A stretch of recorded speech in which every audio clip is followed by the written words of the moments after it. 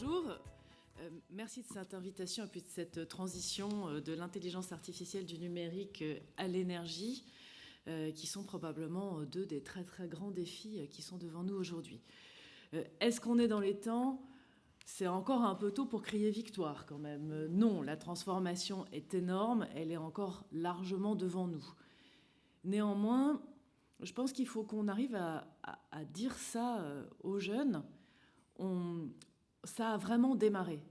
Moi, je suis très frappée dans les débats avec la jeunesse, avec les étudiants, avec nos enfants. Ils nous disent tous « Qu'est-ce que vous faites ? Vous n'allez pas assez vite. Quelle planète vous allez nous laisser ?» Et c'est vrai qu'on n'a pas résolu le problème. La transformation, elle est à faire. Mais cette transformation, elle est déjà engagée. Donc je voudrais quand même passer un message d'espoir ce matin.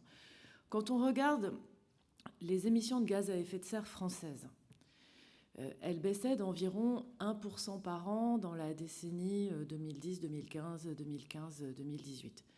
On est passé entre 2018 et 2022 à environ 2% par an de baisse. Là, cette année, c'est probablement une année un peu exceptionnelle, mais sur les 9 premiers mois de l'année, on est à 4,6% de baisse de nos émissions de gaz à effet de serre. Donc on voit quand même une accélération. Il va falloir qu'on tienne un rythme autour de 5% par an, au moins jusqu'à 2030. Donc le rythme auquel on arrive juste maintenant, s'il se maintient, c'est le rythme qu'il faudra avoir en régime de croisière, en routine. Donc il y a toujours deux manières de le voir, le verre à moitié vide ou le verre à moitié plein, mais si on voit le verre à moitié plein, on est quand même enfin lancé sur une trajectoire qui n'est pas trop loin de ce qu'on a à faire. Le « on » étant la France, à l'intérieur d'un ensemble qui est l'Europe, qui s'est donné des objectifs extrêmement ambitieux, à l'intérieur d'un ensemble qui est le monde, tous les pays. Et là, les efforts sont aussi à faire dans des pays qui ont des énormes enjeux de décarbonation, les États-Unis, la Chine, qui avancent aussi plus ou moins vite en fonction des moments. Après, comment on fait pour y arriver ? Les très grands secteurs sont la production d'énergie, l'industrie, les transports, le bâtiment et l'agriculture. L'énergie et l'industrie sont intimement liés puisque l'industrie a besoin d'énergie. Et là, les enjeux sont assez simples, ils sont assez connus. C'est la baisse de la consommation, la sobriété, consommer moins. C'est l'efficacité énergétique, consommer moins d'énergie pour faire la même chose. Et puis, c'est la décarbonation de nos process, les process de production d'énergie et les process industriels. Alors, sur la production d'énergie, notre sujet, c'est de se passer progressivement, évidemment, du pétrole et du gaz. Donc, c'est de l'électrification massive. Et cette électrification massive, elle se fait à la fois avec le nucléaire et avec les ENR, électrification décarbonée. Et donc ça veut dire qu'il faut massivement continuer à développer l'éolien, le solaire, l'éolien offshore, l'éolien terrestre, le solaire sous toutes ses formes, des très gros champs solaires à l'autoconsommation sur les bâtiments. Donc c'est tout ce mouvement qui est assez largement engagé avec la décarbonation des sites industriels. L'hydrogène aura un rôle à jouer aussi, puisque dans la décarbonation des process, c'est soit directement de l'électrification, soit l'utilisation d'hydrogène dans des process industriels. Je pensais à l'acier, par exemple. Hydrogène qui lui-même doit être vert. Donc, un énorme chemin à parcourir, mais quand même des signes encourageants. Il y a l'enjeu du prix de l'électricité, qui est également un enjeu majeur pour les industries. Ces derniers mois, certaines industries ont connu des prix très élevés qui ont parfois conduit carrément à des arrêts de production. Il y a 2 accords qui ont été annoncés sur les marchés de l'électricité, un européen et un au niveau national. Est-ce que ça va avoir un réel impact sur les prix, selon vous ? Le mégawattheure électrique, il est passé de 50 € du mégawattheure sur les marchés de gros, à 1000. Il n'y a pas tellement de secteurs qui ne vivent pas une crise quand on multiplie les prix des intrants par 20.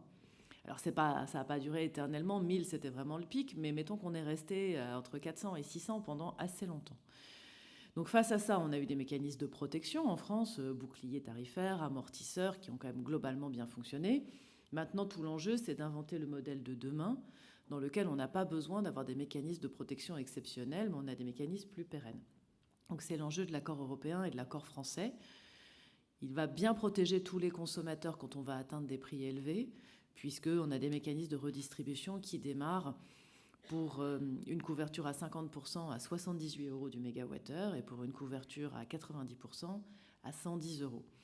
La question, c'est de savoir après comment les entreprises, que ce soit les électro-intensifs ou les entreprises de taille moyenne, arrivent à contractualiser pour acheter leur électricité à des prix qui sont en dessous de ces seuils, qui sont de seuils de déclenchement en cas de crise. Et c'est tout le travail qui est fait actuellement sur le développement d'un marché long terme. À la fois quand une entreprise est prête à aller acheter directement aux producteurs dans un partenariat, ça s'appelle des PPA, et ça permet à l'entreprise d'aller sécuriser directement son approvisionnement auprès d'un producteur solaire ou éolien, à la fois dans des vrais contrats de partenariat industriel avec EDF sur le nucléaire pour les plus gros, et puis sinon sur des produits long terme qui évitent la volatilité et qui permettent de prévoir son prix. Et c'est l'un des enjeux sur lesquels on travaille beaucoup actuellement avec tous les acteurs, ce développement d'un marché long terme de l'électricité qui permet d'éviter cette énorme volatilité. Il y a un troisième volet des missions de la CRE, Commission de régulation de l'énergie, pour laquelle vous intervenez, qui porte sur la régulation des réseaux. Certains parlent de l'angle mort de la transition énergétique. Quel est l'avis du régulateur là-dessus ?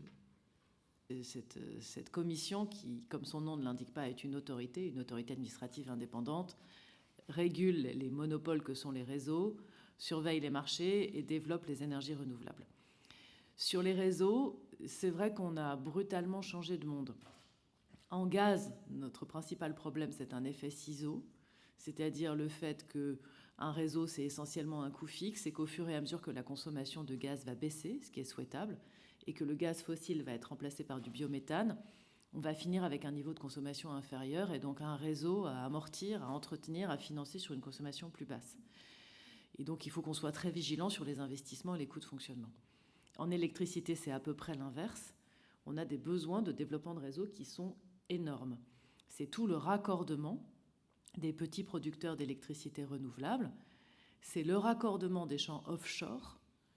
Plus on développe l'éolien offshore et plus on le développe loin des côtes, pour des raisons d'acceptabilité, plus le raccordement devient très important, potentiellement cher et sur le chemin critique.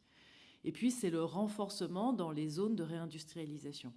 Réindustrialiser, ça veut dire permettre aux industriels qui se réimplantent ou qui se développent d'avoir accès à de l'électricité, en particulier quand on va vouloir implanter des électrolyseurs. Parce que si on veut développer l'hydrogène sur le sol français, avec de l'électricité issue du mix français qui est très décarboné, il faut suffisamment d'électricité et c'est des raccordements avec des puissances très importantes. Donc on voit apparaître des goulots d'étranglement.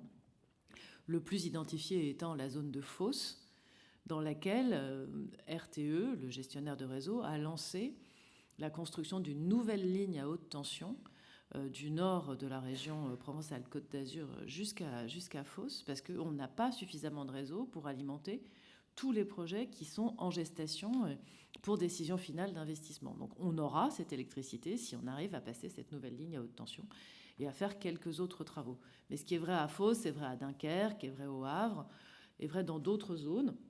Donc le développement des réseaux devient un enjeu clé de la compétitivité. C'est toujours long. Donc c'est aussi une question de course contre la montre, d'être en capacité que les réseaux soient prêts au moment où les projets s'implantent. Donc on a besoin de plus de production, on a besoin de plus de réseaux. Ces deux conditions sont indispensables pour une réindustrialisation qui elle-même nous permettra de produire moins carboné, donc d'atteindre nos objectifs climatiques.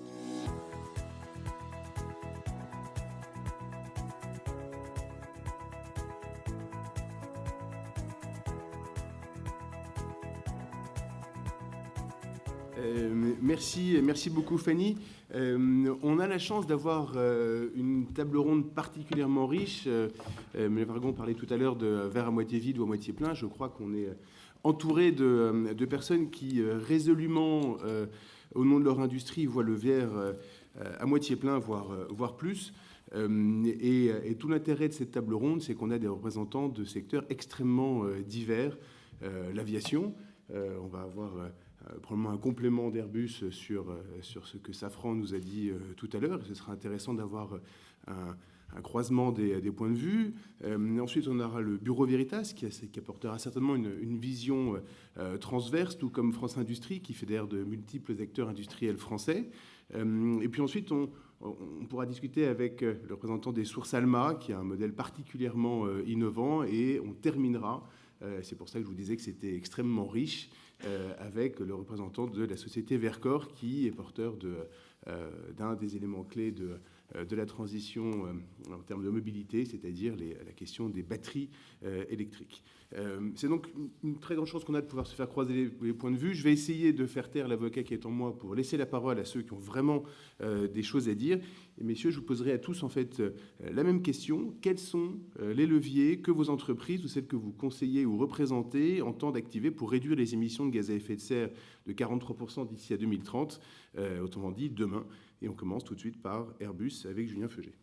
Aujourd'hui, je vais essayer de ne pas répéter ce qu'a dit le directeur général de Safran, ni l'élan que nous a donné Bertrand Piccard ce matin. Mais je vais vous rappeler en gros la situation donc, de l'aéronautique. On représente 2 à 3% des émissions de gaz à effet de serre. Donc quelque part, Airbus, qui est dans ce duopole, a une responsabilité sur 500 millions de tonnes de carbone. C'est énorme. On en est pleinement conscient et par conséquent, on a cette responsabilité pour agir sur les leviers. Les leviers dont on a parlé, donc les carburants durables. Je ne vais pas trop y revenir parce que Olivier en a beaucoup parlé, mais c'est une solution qui est aujourd'hui disponible, qui va représenter peut-être 50 à 63% de l'effort sur la trajectoire 2050. Et c'est un levier qui est activable, actionnable par chacun d'entre nous. C'est-à-dire, aujourd'hui, les compagnies aériennes, comme Air France par exemple, vous proposent de payer un tout petit supplément de prix pour voyager avec du carburant durable. Donc, je vous engage à le faire. J'engage les entreprises à mettre en place des politiques pour prendre en charge le petit surcoût. C'est ce que fait Airbus aujourd'hui. Je suis arrivé de Toulouse en avion avec du carburant durable. Deuxième levier, l'hydrogène, on en a parlé avec Bertrand. Et là, je tiens à saluer l'esprit de pionnier de Bertrand Piccard. On a besoin de gens comme ça aujourd'hui. On s'est engagé dans cette disruption chez Airbus pour développer un avion à hydrogène en 2035. On va le faire.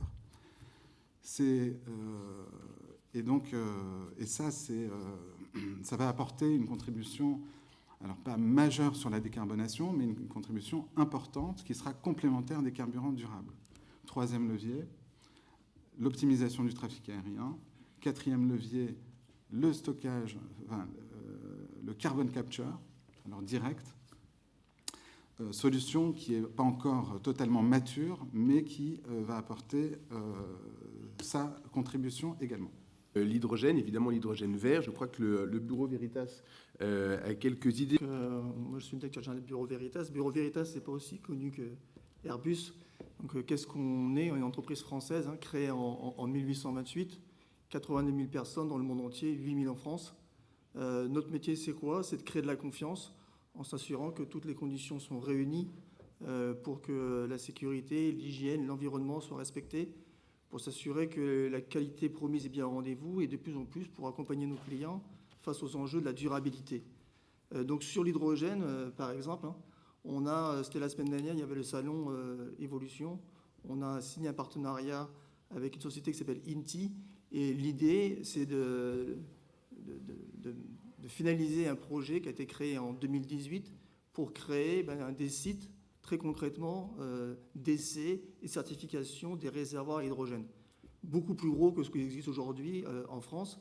Aujourd'hui, les producteurs de réservoirs d'hydrogène, par exemple, les seuls endroits où ils peuvent tester des réservoirs, c'est au Canada ou au Japon.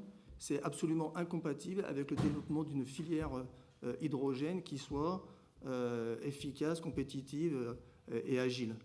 Donc c'est un projet qui est à Fontaine, sur le territoire de Belfort, qui est d'à peu près une vingtaine de millions d'euros, qui a le soutien de la région Franche-Comté, Bourgogne-Franche-Comté, également le soutien de l'État via France Relance 2030.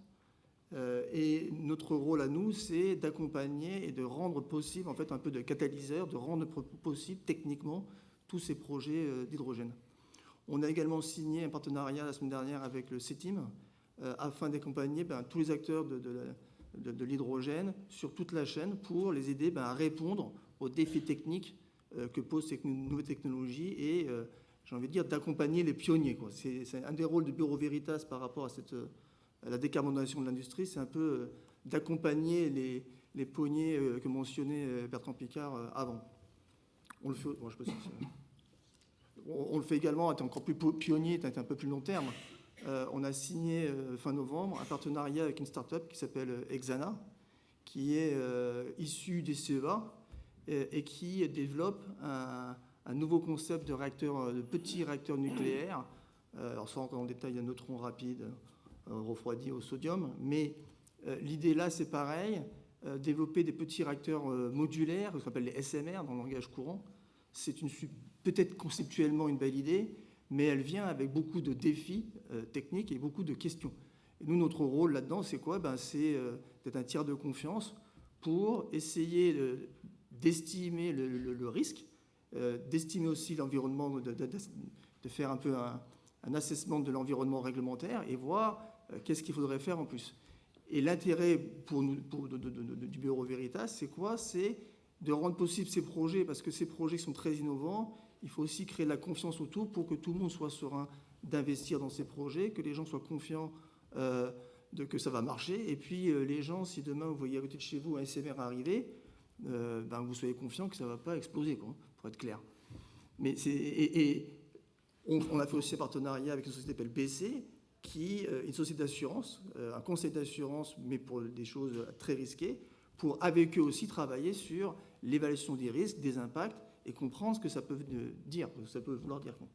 Il est évident que la maîtrise de l'environnement réglementaire et une forme d'harmonisation à minima européenne de la réglementation permettrait de garantir à la fois une transition et une compétitivité de notre industrie. Et je crois que c'est un des messages que porte France Industrie. Donc je me tourne vers Alexandre Sobo. L'industrie française aujourd'hui est totalement engagée dans une trajectoire de décarbonation. Et il faut que personne n'ait le début d'un doute là-dessus.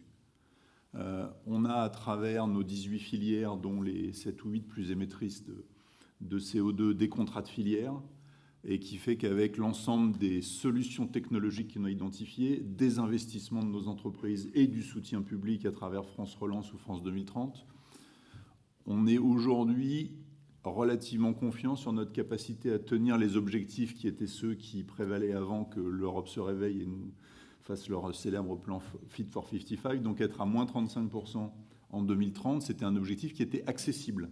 Alors il n'était pas fait, puisqu'il reste un certain nombre d'années, il y a des difficultés technologiques. Mon voisin en a évoqué quelques-unes.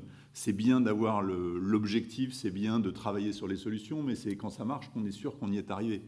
Et finalement, le grand levier, c'est le levier de l'innovation, qui est aujourd'hui celui qui nous permet d'avancer. Innovation, parfois innovation de rupture. On évoquait tout à l'heure les SMR, on évoque l'avion hydrogène, dans la chimie, dans l'agroalimentaire, dans la mécanique et la métallurgie. Il y a plein de solutions qui sont mûres ou presque mûres. Puis il y en a d'autres, on voit bien les barrières technologiques qu'il faut franchir. Mais en tout cas, aujourd'hui, on est clairement confiant sur notre capacité d'être à ce rendez-vous. Alors après, la barrière a été remontée, puisque maintenant, c'est plus moins 35, mais on va vers moins 40, voire moins 45. Et là aussi, dans tous les secteurs, les gens se sont mis au travail pour identifier les solutions supplémentaires, les risques technologiques qu'il faut prendre et voir si on peut y arriver. Alors, il y a 2 grands enjeux. Le premier, c'est le coût. Parce qu'il ne faut pas se faire d'illusions. Faire tout ça, ça coûte beaucoup d'argent. On estime que c'est plusieurs dizaines de milliards d'euros d'investissement par an pour la France. Quelque part entre 50 et 100, je ne me battrai pas pour savoir où dans la fourchette. Je pense que ça suffit pour dire que c'est beaucoup, beaucoup, beaucoup d'argent. Et le monde économique industriel français ne pourra pas tout financer tout seul. Donc la question, c'est comment on partage l'effort, quel type de soutien, sur quel projet, quels sont ceux qui ont le plus de chances de réussir, quels sont ceux qui rapportent le plus de CO2 pour le moins d'euros investis. C'est vraiment tout ce travail qui est fait au quotidien et qui est mis à jour régulièrement. Et puis, quand même, je pense que c'est important, il faut le dire, on a une seule ligne rouge et une seule ligne de conduite dans tout ça, c'est qu'à aucun moment ce qu'on nous demande ou nous impose conduise à faire moins. Parce qu'il y a une solution très simple vue de la France pour réduire les émissions de carbone, c'est de moins produire. Mais moins produire, si on ne consomme pas moins, c'est juste faire ailleurs. Et tout ce qu'on fait ailleurs, là vous pouvez le regarder à travers la réglementation, la décarbonation de l'électricité, etc., ça émet plus de CO2 que ce qu'on fait en France. Donc à aucun moment on ne sauvera la planète en imposant à nos industriels des contraintes qui les amènent à faire moins.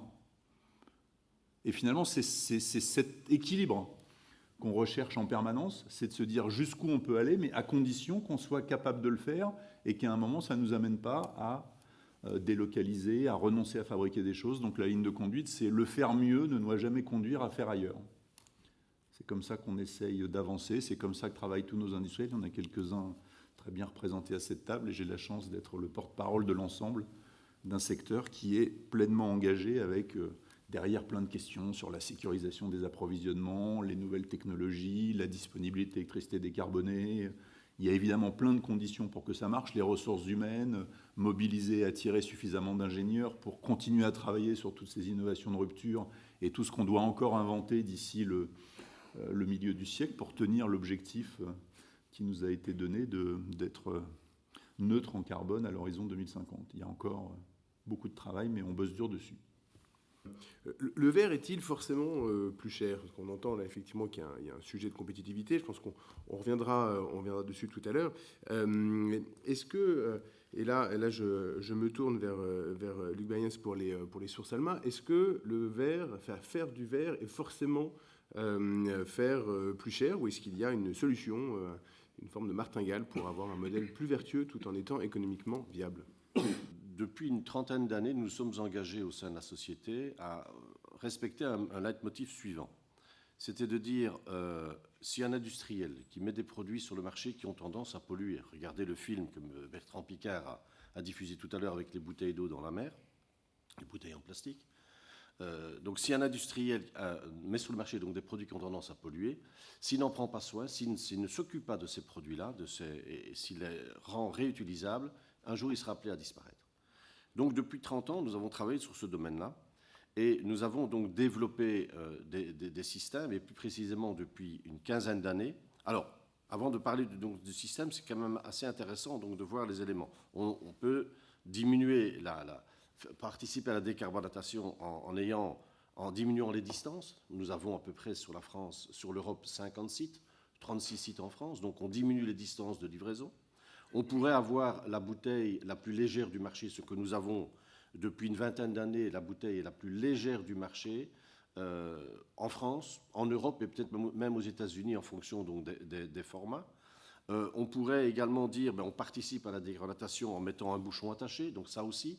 Depuis une petite dizaine d'années, on a développé ce bouchon qui est devenu d'ailleurs, qui fait l'objet d'une loi au niveau européen. Mais on ne s'est pas contenté de ça. Ce qu'on a également fait, c'est que nous avons la volonté de faire en sorte que la bouteille, celle-ci, ne soit plus considérée comme plastique à usage unique. C'est-à-dire que nous réutilisons la bouteille, non pas qu'elle est consignée. La bouteille, en fait, est récupérée par nos soins, une fois qu'elle a été consommée par le consommateur. Elle est retransformée en PET recyclé, parce que ce n'est pas du plastique, c'est du PET, qui est le seul matériau à 100% recyclable. Ensuite, on réinjecte ces petits granulés dans nos préformes pour en faire des bouteilles que l'on remet sur le marché. Et donc, on a ce qu'on appelle une économie circulaire complète. Et depuis 2024, nous sommes les seuls au monde, j'aurais bien dit les seuls au monde, à récupérer 100% des bouteilles en équivalent tonnage, bien évidemment, des bouteilles que nous mettons sur le marché, ce qui entraîne forcément une incidence au niveau décarbonatation très importante. Pour vous donner un chiffre, depuis 2019, on a diminué de près de 20% notre implication dans ce domaine, et on va continuer en développant encore des bouteilles plus légères, en assurant une meilleure recyclabilité. Et effectivement, quand vous me posez la question par rapport au verre, le verre en question, le verre même retournable, a une émission en carbone 2,5 fois plus importante que la bouteille PET donc de chez nous, qui a une émission de 116 grammes, ce qui est très peu au litre de produits fabriqués. On l'a vu, il y a une approche multifactorielle pour la décarbonation. Elle passe évidemment aussi par un changement de mode d'énergie. Très concrètement, passer du fossile électrique, c'est une lapalissade que de dire ça. Ça pose évidemment la question du stockage. Et là, je me tourne vers Gilles Moreau pour Vercors. Notre société, en effet, je ne vais pas répondre directement à la décarbonation parce que ce qu'on fait, c'est des batteries pour décarboner le véhicule. Donc le pourquoi on décarbone, il est assez clair. Par contre, je vais plus répondre à la question de la réindustrialisation parce que nous, c'est là-dedans qu'on s'est lancé. Donc ça fait 3 ans et demi qu'on travaille sur créer une filière, d'abord une usine et puis une filière de la batterie lithium-ion en France. 3 ans et demi qui ont été très denses parce qu'on est passé de 6 cofondateurs à maintenant 460 personnes. On a embauché 22 personnes encore lundi dernier, puis ça va être comme ça pendant toute l'année, donc c'est assez dense. Donc oui, je me sens un petit peu à part par rapport au reste de la table ronde, parce que nous on part de zéro. Enfin on était 6 et on n'avait rien du tout, donc on est allé. On a créé la confiance et puis on est allé chercher les financements jusqu'à sécuriser en octobre dernier 2 milliards d'euros pour démarrer la construction de la Gigafactory à Dunkerque. Donc nous, les 4 points sur en ces 3 ans, ce qu'on a appris et qui, moi, me paraissent clés pour la réindustrialisation, pour faire effet boule de neige, comme dit toujours mon collègue Benoît, qui est PDG, qui est... mon associé, notre but c'est de réindustrialiser et puis de faire effet de boule de neige derrière en montrant que c'est possible. Et ce qu'on voit, les 4 critères qui nous paraissent les plus importants. Le premier, Madame Wagram en a parlé tout à l'heure, c'est l'électricité. On a la chance en France d'avoir une électricité décarbonée. Si en plus, elle était facilement accessible et pas chère pour les industriels, ça nous permettrait de nous développer plus vite et d'avoir un avantage compétitif. En parlant d'avantages compétitifs, donc on parlait des normes, et moi je pense comme BV, comme l'Europe, que les normes c'est... C'est un habitué, BV. BV, oui, un bureau Veritas, pardon, on travaille ensemble, donc je vais trop vite. Mais que les normes, dans notre cas, c'est une aide. Les normes européennes sur la batterie, elles vont nous permettre de nous protéger de produits batteries qui viendraient de l'étranger, de manière trichée, voilà, pour le dire comme ça. Donc level playing field, donc en gros que tout le monde soit à la même enseigne et qu'on se protège du dumping social et environnemental. C'est ce qu'on disait tout à l'heure, monsieur de la partie industrielle. On a besoin qu'on soit protégé là-dessus. Ensuite, il y a un troisième sujet, moi, qui est important pour moi. J'ai créé l'école de la batterie, c'est la formation. La formation dans la diversité, dans la parité. Alors, ça me fait bizarre de dire ça sur une table ronde, on est 6 hommes, mais bon, c'est un autre problème. C'est un autre problème, mais oui, la diversité, la parité, ça va être super important. Et nous, dans l'école de la batterie, c'était une demande de l'État, on forme de Bac-3 à Bac+8. C'est l'ambition de faire quelque chose qui soit une filière vraiment durable. Et le 4e point, il m'échappe. Pourtant, il est important, parce que j'en ai que 4, donc c'est con quand même. J'ai oublié. Ah, c'est vrai? Ah, bah, parce que moi, j'ai pris 0 anti-sèche. Hop là. Attendez, qu'est-ce que j'ai fait? Ah non, bah oui, voilà. Non, si, c'est bon, c'est le support, c'est du support au permitting, mais c'est en plus donc le support à aider les entreprises qui veulent s'installer à aller plus vite. Voilà, merci beaucoup. Mais voilà, le support au permitting, et c'est vrai que nous, à Dunkerque, on parlait tout à l'heure, Madame Wagram, elle parlait des 3 ports, finalement, Le Havre, Dunkerque et Fos-sur-Mer, qui sont aujourd'hui au cœur de cette réindustrialisation.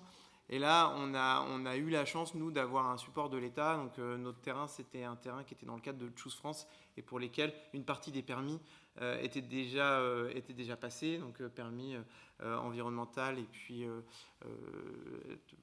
archéo. Ce qui nous a permis de gagner beaucoup de temps. Donc ça, pour les industries, et je pense que je ne serais pas contredit, ces 4 points-là sont vraiment clés. Il y a un point sur lequel, et on va passer la parole à la salle. D'abord, je vous remercie, messieurs, parce que vous avez remarquablement bien tenu le timing qu'on vous avait assigné. Donc, on va avoir le temps pour des questions de la salle. On sent que l'industrie française est bien tenue. Là, en dépit de l'absence de parité de ce panel, effectivement, dont il faudrait discuter avec les organisateurs. Et organisatrices, effectivement.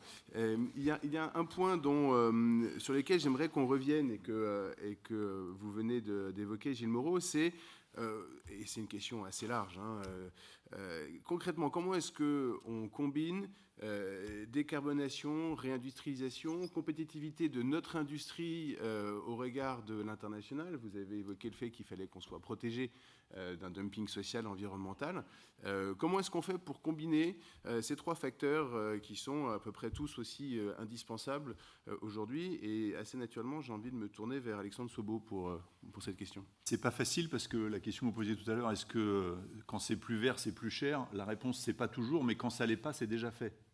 Donc ce qui reste à faire, c'est tous les endroits où il reste une barrière technologique ou financière à franchir, puisque tous les endroits où on sait faire et où ça coûte pas plus cher, je connais personne qui émet du CO2 pour le plaisir. Donc ce sujet étant traité, la question qui se pose, c'est effectivement comment on accompagne ce surcoût, comment on se protège.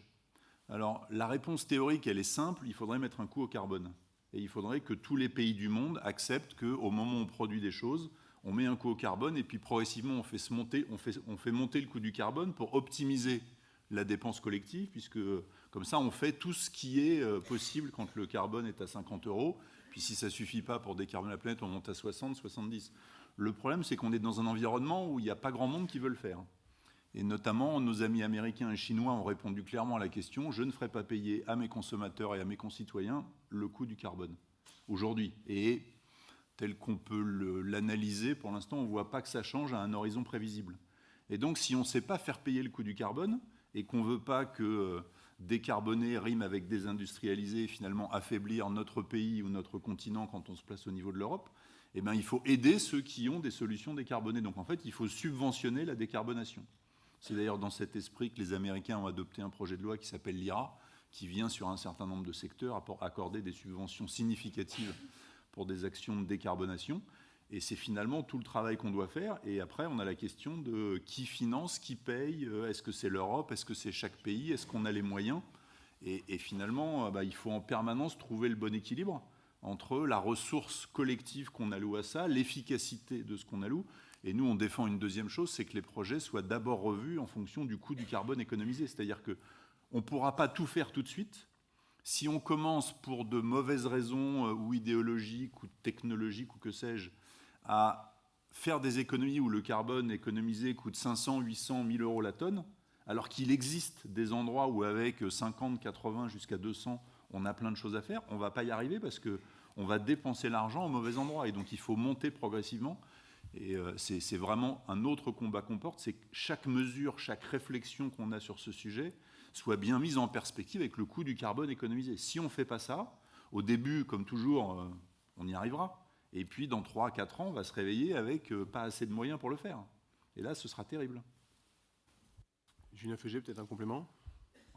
Oui, alors je peux donner un petit complément sur l'aérien. Tout à l'heure, j'ai parlé du surcoût des carburants durables. Alors c'est vrai que les carburants durables, ça peut être 3 à 5 fois plus cher que le kérosène.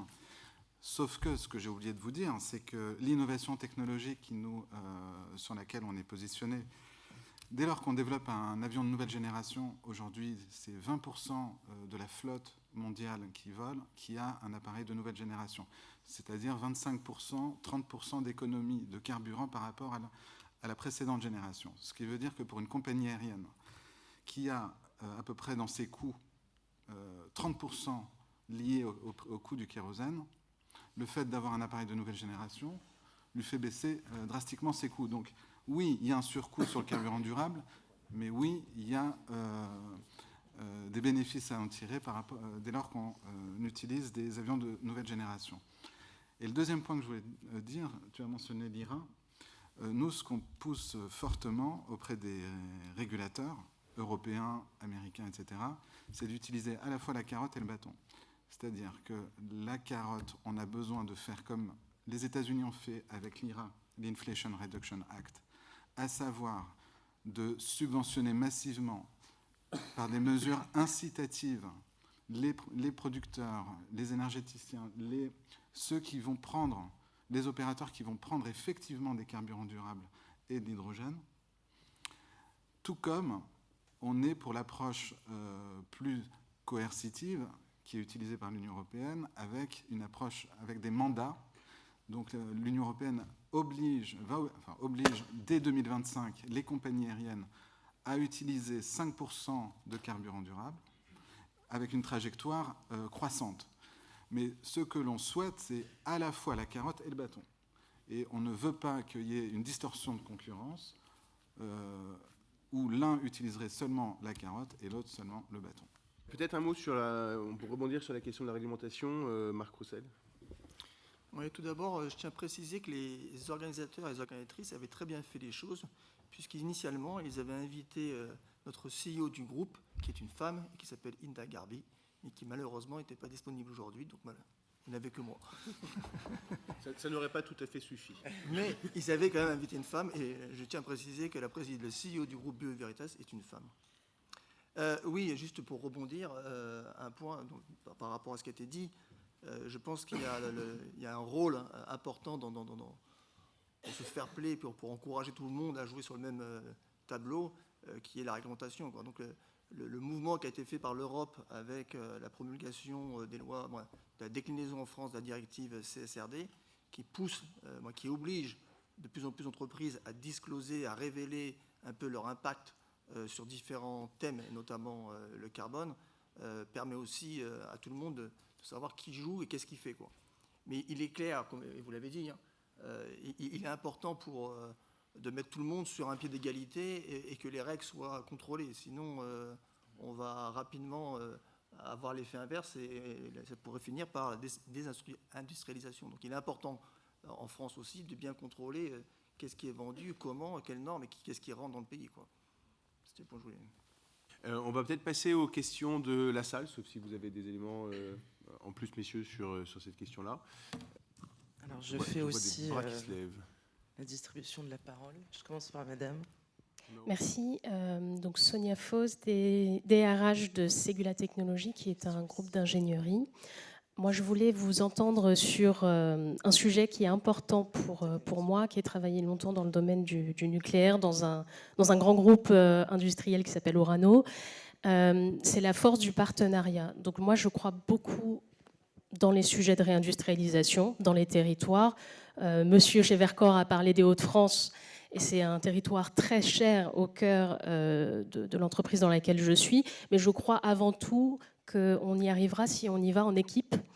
Donc ma question, elle est assez simple. Tout à l'heure, un monsieur a parlé des SMR. Sur le sujet des SMR, pour ceux qui ne sont pas forcément très familiers avec ce sujet-là, je vois beaucoup de compétition interne en France entre des grands donneurs d'ordre et des nouveaux entrants, on va dire.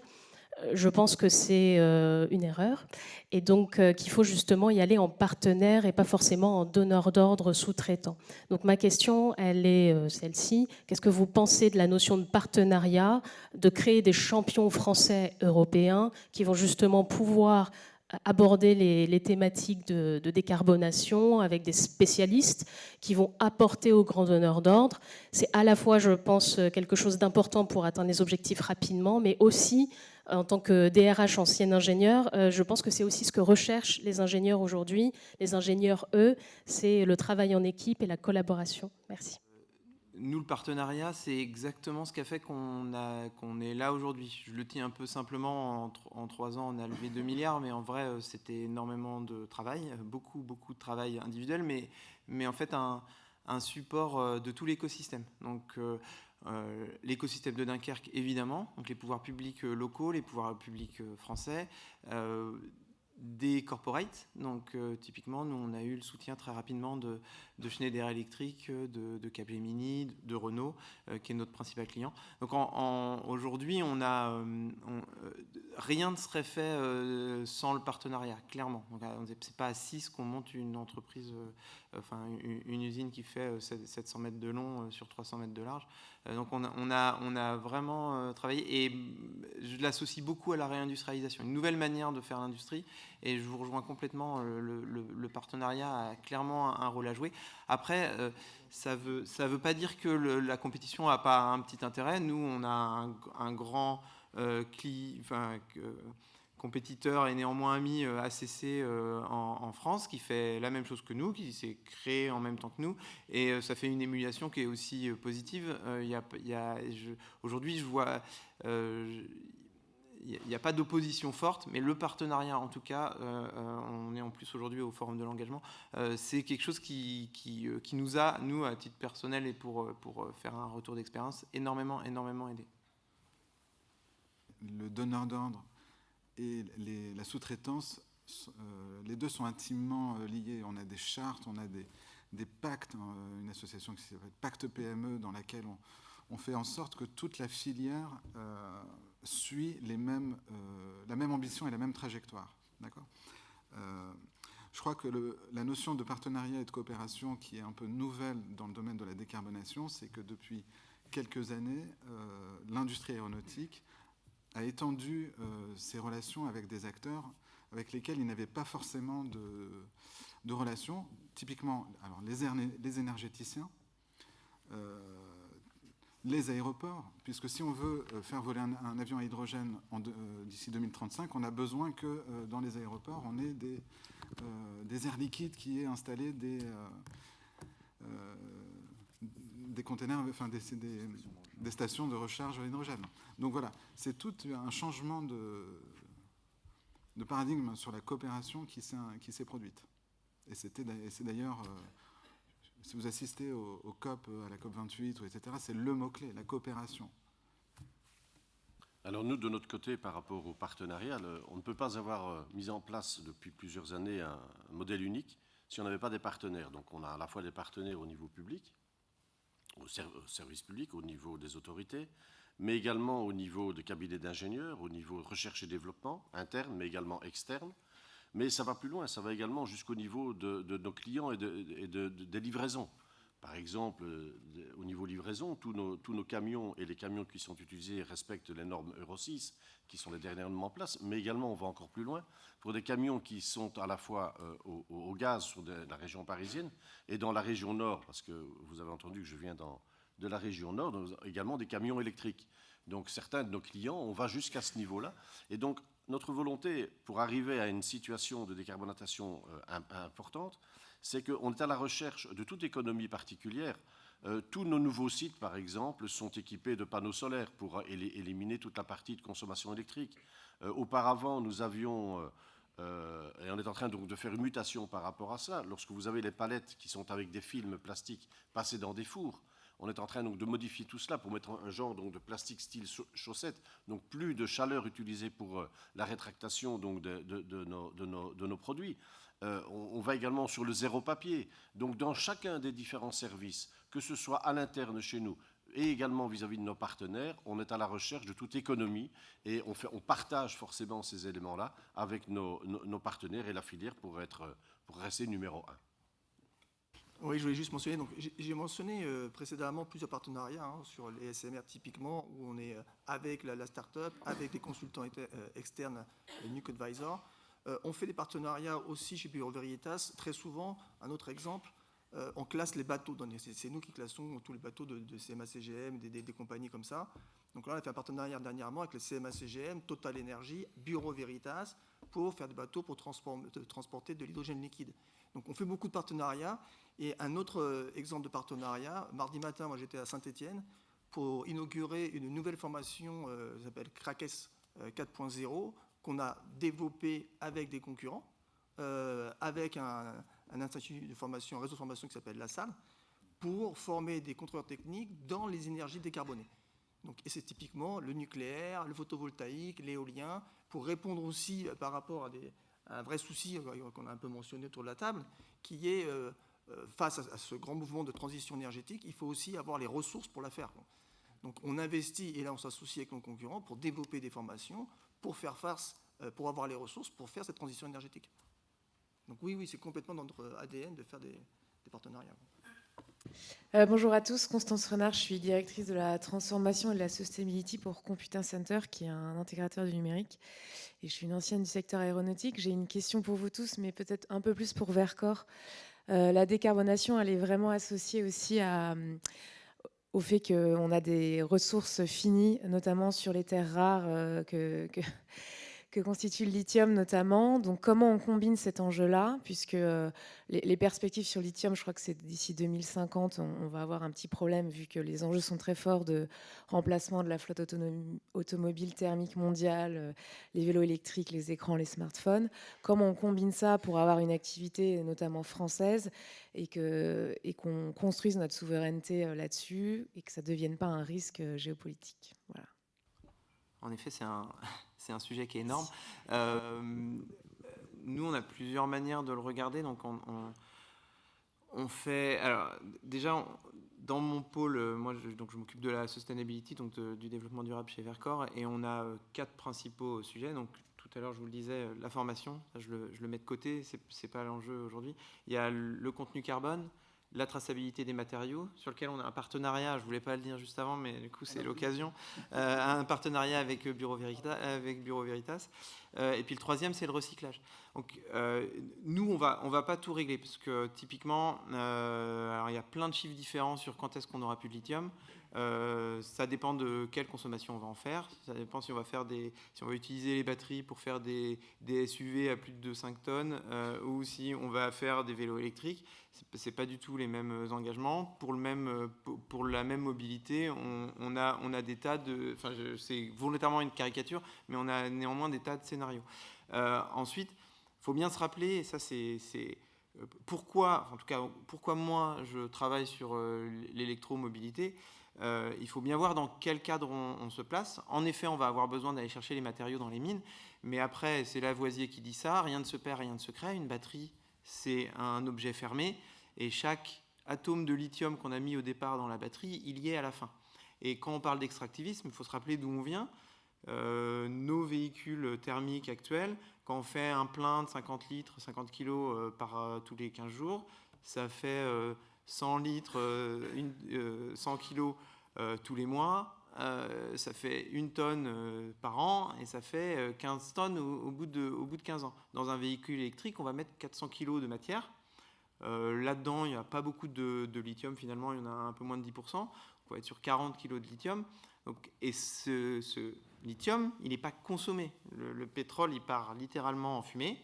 Le lithium, il n'est pas consommé. À la fin, on a toujours nos 40 kg de lithium dans notre véhicule qui pourra être recyclé. Donc le travail qu'on fait, c'est aussi ce recyclage.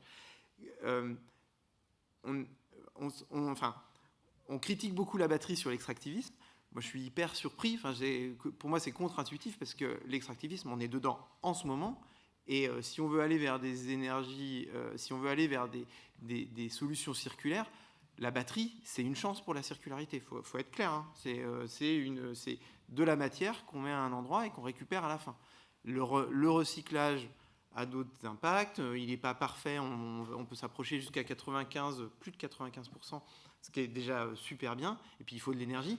Mais ça n'a rien à voir avec l'économie de consommation dans laquelle on est aujourd'hui. La circularité, pour moi, c'est la batterie. Alors évidemment, on utilise de l'énergie, on utilise plein de choses, mais la matière qu'on met dans les véhicules, on peut la récupérer à la fin. Et après, je reviens juste sur la traçabilité. On travaille dessus avec Bureau Veritas.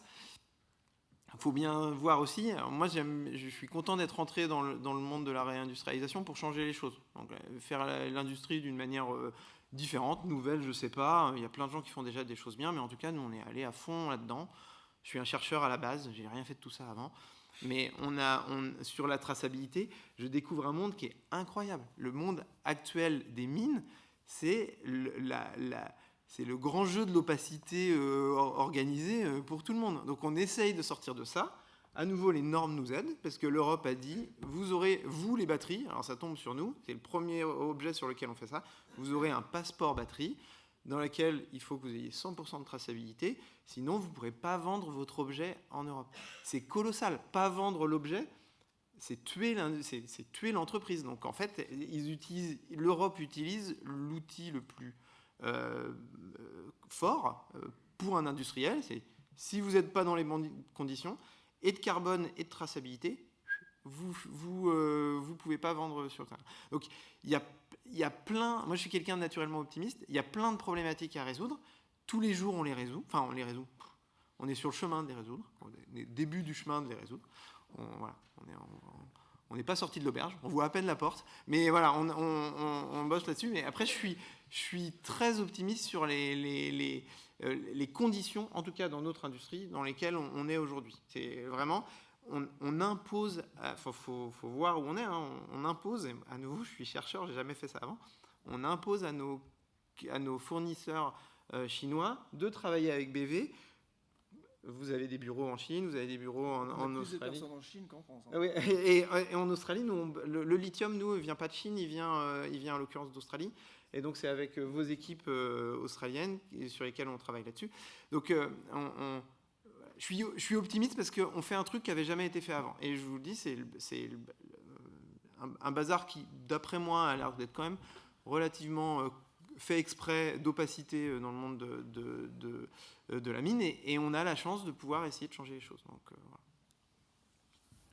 Je pense que l'humanité a affronté son plus formidable défi depuis très très longtemps. Et je pense qu'il faut qu'on laisse toutes les portes ouvertes pour essayer d'y répondre. Sur tous ces sujets, si on commence à se mettre des barrières en disant peut-être que dans 20 ans ou 30 ans, on n'aura pas quelque chose, ou on n'aura pas trouvé la solution pour le recycler, ou on n'aura pas trouvé de nouvelles mines, on va réduire notre chance de répondre à ce formidable défi. Donc je crois vraiment qu'en philosophie, il faut faire confiance à l'intelligence, à l'imagination, à la créativité humaine, à se dire que c'est notre intelligence qui va être à trouver la réponse. Et comme on n'a pas aujourd'hui toutes les réponses, il faut absolument qu'on ait le maximum de champs ouverts. Et pour ça, il faut faire tomber toutes les barrières qui ne sont pas immédiates ou qui ne sont pas forcément certaines et se dire, on verra. Si dans 20 ans ou 30 ans, on n'a pas été assez bon, il faudra accélérer le recyclage, il faudra chercher de nouvelles mines. Et je pense que notre planète est encore pleine de ressources et l'humanité aussi. Bonjour, Ken Guilto, Association française des entreprises pour l'environnement. Merci pour vos partages sur tous les efforts que vous faites pour activer les leviers d'efficacité, d'énergie renouvelable, de circularité. C'est déjà colossal. Il faut poursuivre en ce sens avec le discernement mentionné par Madame le maire. Et il faut que ça soit soutenu par la puissance publique, évidemment. J'aurais souhaité, pour compléter ce panorama, avoir votre vision sur comment vous voyez, comment on pourrait exploiter aussi le levier de la sobriété.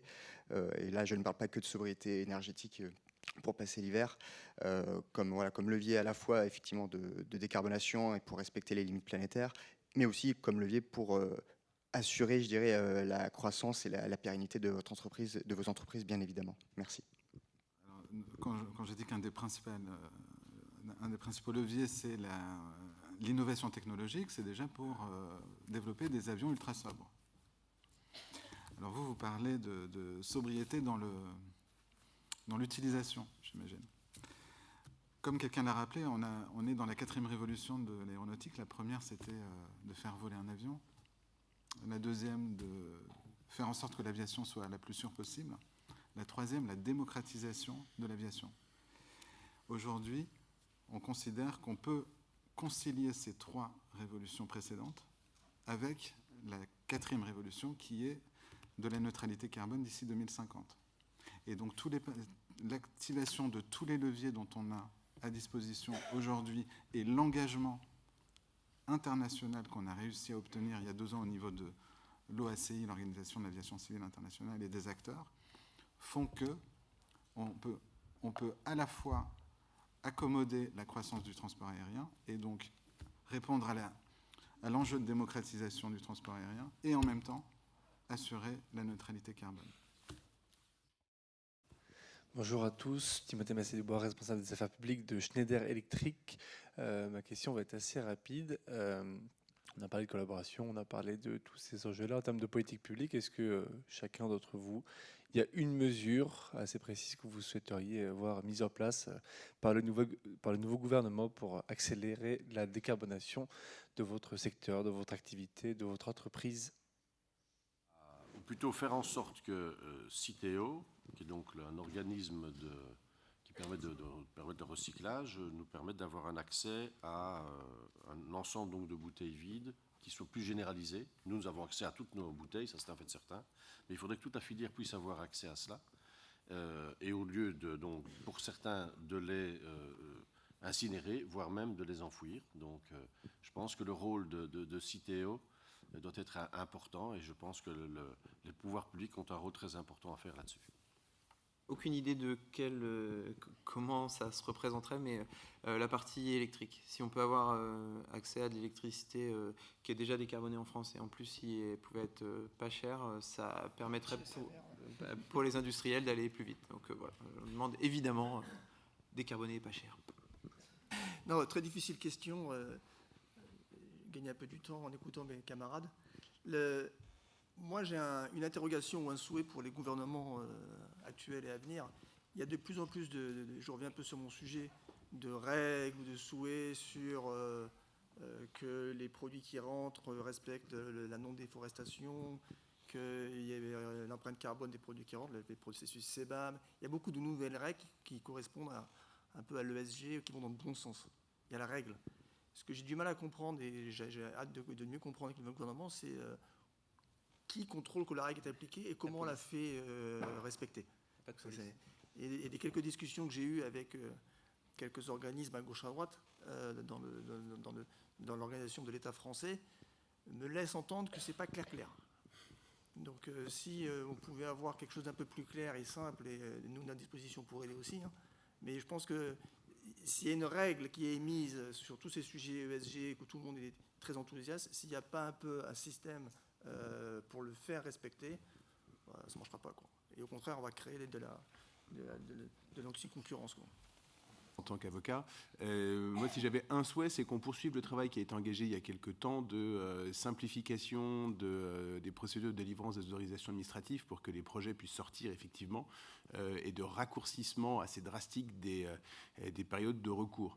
Ce n'est pas normal de constater, comme l'a fait le président de la République il y a quelques temps, qu'entre le moment où on a envie de lancer un projet d'éolien en mer et où la première étincelle d'électricité surgit, il se passe à peu près 9 ans parce que entre les délais d'instruction, les dossiers qui s'endorment dans les bureaux de préfecture et les recours qui sont instruits de façon plus ou moins diligente par les juridictions, notamment administratives, on se retrouve avec des délais qui sont complètement absurdes et potentiellement des technologies qui sont obsolètes entre le moment où elles sont lancées et le moment où les projets sont effectivement développés. Donc si on pouvait, et je vais me tirer un peu une balle dans le pied parce que finalement c'est un petit peu notre job d'avocat de vivre sur ce marasme administratif, mais néanmoins on est au service de nos clients, donc si on pouvait simplifier tout ça et accélérer les procédures, ça ferait du bien à tout le monde. Alors moi je pense à 3 petites mesures. La première c'est... Mais 3 petites équivalent à une. La première c'est de soutenir les PME de la filière qui quand même ont dû faire face à la période post-Covid et pour faire face aux enjeux de décarbonation ont besoin quand même de respirer et d'avoir quelques aides. 2, dans la compétition des usages sur les énergies, privilégier les secteurs qui n'ont pas ou peu, enfin qui n'ont peu de choix possibles, à savoir l'aéronautique, le maritime, n'ont pas 36 solutions à disposition pour se décarboner. Donc là où, dans la compétition des usages, privilégier celles et ceux qui n'ont pas d'alternative évidente. Et 3, au niveau européen, être plus dans une perspective de carotte, comme je l'ai expliqué tout à l'heure, à l'image de ce qu'ont fait les États-Unis. Je vais rester plutôt sur un principe. Je pense qu'il faudrait que le gouvernement et les pouvoirs publics en général arrêtent d'être schizophrènes. C'est-à-dire qu'il ne faut pas nous demander d'aller vite et de nous rajouter des contraintes, des obligations et des délais dans tous les sens. Il ne faut pas nous demander de faire un effort d'un côté et prendre des réglementations qui nous invitent à regarder autre chose, bien choisir les priorités. Si la priorité, c'est le carbone, et je pense que c'est une excellente priorité, que l'ensemble des décisions qu'ils ont prises soient alignées avec cette priorité et ne nous emmènent pas à nous disperser en produisant réglementations, sujets qui ne sont pas au cœur de la priorité. Et ce que j'ai dit pour le gouvernement pourrait assez largement s'appliquer à l'Europe. Bonjour à toutes et tous, Séverine Fantapi de la fresque de l'économie régénératrice. Donc si l'enjeu, un des grands enjeux du moment, c'est la décarbonation, c'est le carbone, comme vous venez de le rappeler, on a aussi d'autres limites planétaires, et en particulier un autre défi, c'est l'extinction du vivant. On est en train de vivre la 6e extinction des espèces à un rythme 100 à 1000 fois supérieur à un rythme naturel, alors que nos activités économiques reposent sur un socle social et un socle environnemental dont on oublie complètement de parler. C'est merveilleux de voir toute cette coopération qui se fait, comment les industries que vous représentez agissent pour le climat et pour la décarbonation? Comment est-ce que vous agissez pour la biodiversité, qui est le cœur en fait de la vie, et nous sommes vivants parmi les vivants? Merci. Ça, c'est au niveau de la protection de nos forages. On travaille avec la mise en place de ruches et d'abeilles. Une abeille va butiner dans 3 km autour des sources, et on surveille tout ce qui est épandu, tout ce qui est mis par les agriculteurs éventuels, autre chose, concernant les pesticides ou autres, et on prend des mesures, forcément au niveau de protection donc, des ressources. Et ça nous permet, en analysant le miel, produit donc par ces abeilles, de voir effectivement si toutes les mesures et tous les engagements qui sont faits avec les agriculteurs ou les citoyens autour de nos différents champs, de tous nos différents centres de captage, sont bien surveillés, n'utilisent pas de produits illicites ou autre chose.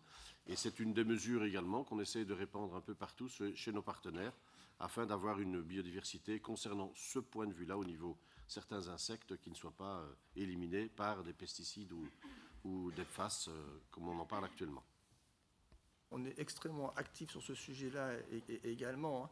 Donc nous, on accompagne énormément nos clients industriels ou ETI, notamment pour les aider à faire tout ce qui est, on appelle ça chez nous dans notre jargon les rejets, hein, d'aller vérifier la qualité de l'eau en amont des rivières où ils sont installés, en aval des rivières où ils sont installés, d'aller vérifier les fumées qu'ils peuvent dégager. Et on passe beaucoup de temps, et avec les nouvelles directives, on va passer beaucoup de temps à expliquer à beaucoup de nos clients un peu qu'est-ce que ça veut dire, qu'est-ce qu'il faut qu'est-ce qu'ils doivent regarder. Et on a également chez Bioveritas un bureau, beaucoup de laboratoires pour mesurer les pesticides, les PFAS, toutes ces choses-là. Donc on est extrêmement actif depuis de nombreuses années, bien avant la transition énergétique et tout ça, sur le sujet de l'environnement et sur le respect par chacun des acteurs des règles sur l'environnement. C'est super important. Ouais. On a travaillé sur notre feuille de route régénératrice. Voilà. Aujourd'hui, on n'a pas d'impact directement sur la biodiversité. Enfin, on n'a pas un lien direct. Par contre, je rebondis sur...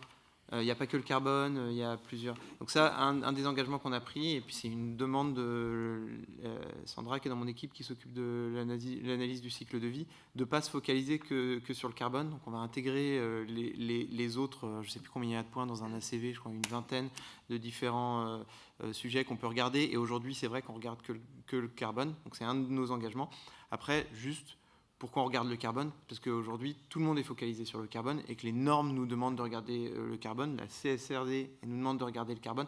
Donc, en fait, c'est une machine qui nous emmène tranquillement à tout le temps regarder le carbone. Donc, après, c'est un premier bon objectif.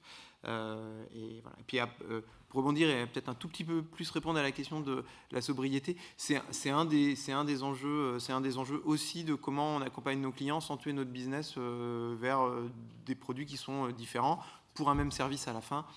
J'avais un tout petit peu répondu moi dans le cadre de la mobilité, un vélo électrique, ça peut résoudre le même besoin de manière plus sobre. Voilà. Nous, quelque part, on est assez avantagés sur ce domaine-là par rapport à d'autres modes de transport, hein, puisqu'on n'a pas d'empreinte sur les habitats, enfin, très peu, puisqu'on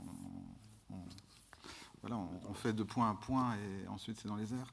Et d'ailleurs, on regarde beaucoup ce qui se passe sur le biomimétisme aussi, par exemple, pour notamment faire des vols en formation. C'est quelque chose sur lequel on travaille pour faire des économies de carbone grâce à l'observation de ce qui se passe dans le règne animal.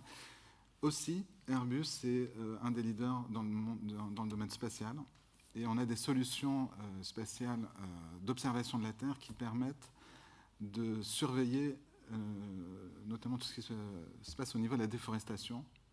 Et on a des partenariats avec des grosses sociétés comme Nestlé, par exemple, qui utilisent beaucoup pour qu'ils puissent vérifier et ensuite, avec des organismes de contrôle, leur impact, et pour essayer de faire en sorte qu'ils diminuent au maximum leur impact sur les forêts. Bonjour, Daniel Piperno, secrétaire général de Dunkerque LNG. Dunkerque LNG qui est le propriétaire exploitant du plus grand terminal méthanier de France. On a déjà introduit la question. Ma question était sur le SSRD. Aujourd'hui, on a parlé de carottes, bâtons, beaucoup de réglementations de l'Europe. Est-ce que cette directive représente pour des entreprises aussi importantes et engagées comme les vôtres une opportunité pour mieux définir des objectifs stratégiques de façon durable, ou plutôt un bâton, quelque chose qui freine la concurrence, qui peut freiner voilà, le développement? Je pense que la réglementation doit fixer les grands objectifs et faire confiance aux acteurs sur la meilleure façon d'y répondre, et que fournir des tonnes de cadres, de cases à remplir, de papier à faire n'est pas la meilleure façon, en tout cas pour le secteur que je connais bien, qui sont les PME, les PMI industriels. Leur donner un grand objectif, leur faire confiance sur la façon dont y répondre et évaluer les progrès me semble beaucoup plus pertinent et efficace que de produire de la réglementation dans laquelle on doit suivre 300, 400, 500, voire 1000 indicateurs dont la majorité est non pertinent pour l'entreprise à qui on a demandé de la regarder.